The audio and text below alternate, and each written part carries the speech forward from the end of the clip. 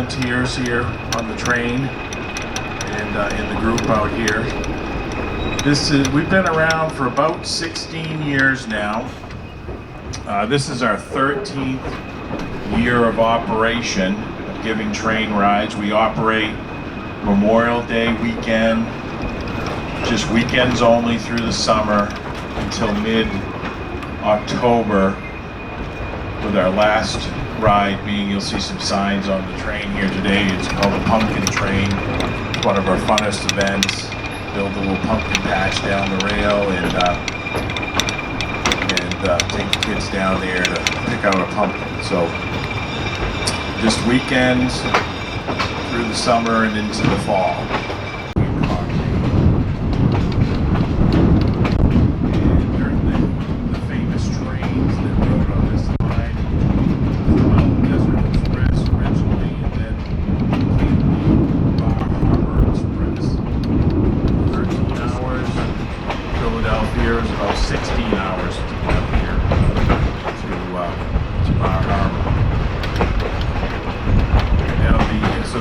Never really went onto the island. They only got as close as Desert Ferry back then. The famous Bar Harbor Express included a 5-mile boat ride across Princeton Bay. Any idea? Well, they used to buy a swath of land that was 3 rods wide, which translates into 66 feet. Okay, so the typical railroad corridor, especially on the East Coast, with 66-foot wide corridors, and they would build, of course, the tracks in the middle. This area in here, I like to bring it up because you'll notice there's a trail alongside of us here on the left.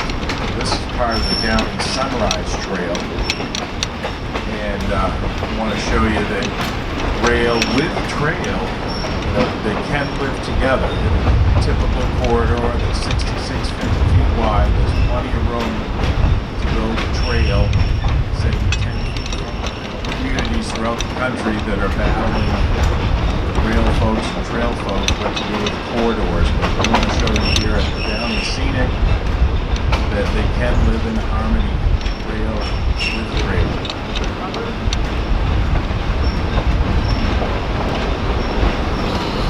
So the next thing, a little trivia, is that Engineer Leverett's going to blow the horn here 4 times at this road crossing coming up. Too long, a short, 1 long. The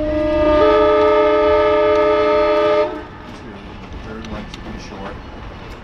And the 4th one long.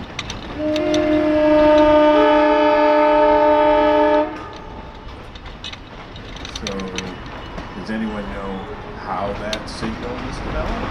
So that's kind of stuck as the universal horn glass for trains going across the road anywhere in the world. So we're high up above busy Route 1, Route 3 over here on the left.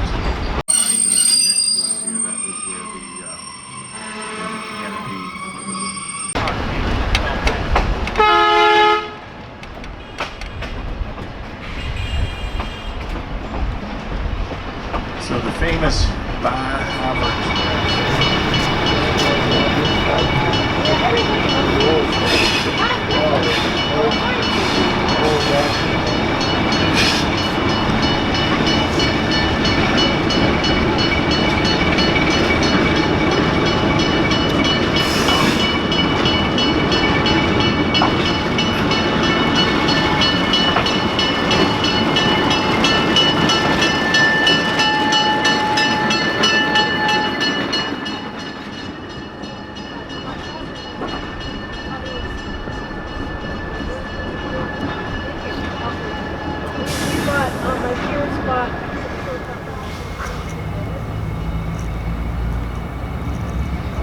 And I'm sure it's got to be difficult for an architect because he's got space and he's thinking, okay, so men and women, right. And I've got X number of square footage, cubic footage, whatever, and so here we are, and I'll balance it with whatever else is on that same level. But you're right, it depends on the thoroughness of the engineer or the architect as to whether they get that right. Certainly, one of the things I always look at is between an actually really good engineer or architect and just a guy who graduated school. And, you know, so often in thinking about software design, the designers design either what they could design or what they wanted to design. They weren't going to have to support it, they just had to build it. Very good point, yeah. Or they designed what they thought they would think that you'd get feature creep because, well, you know, given I coded this much, I could do a little bit more and it'll do this much more, which is great value for money if feature creep or additional comments for anyone.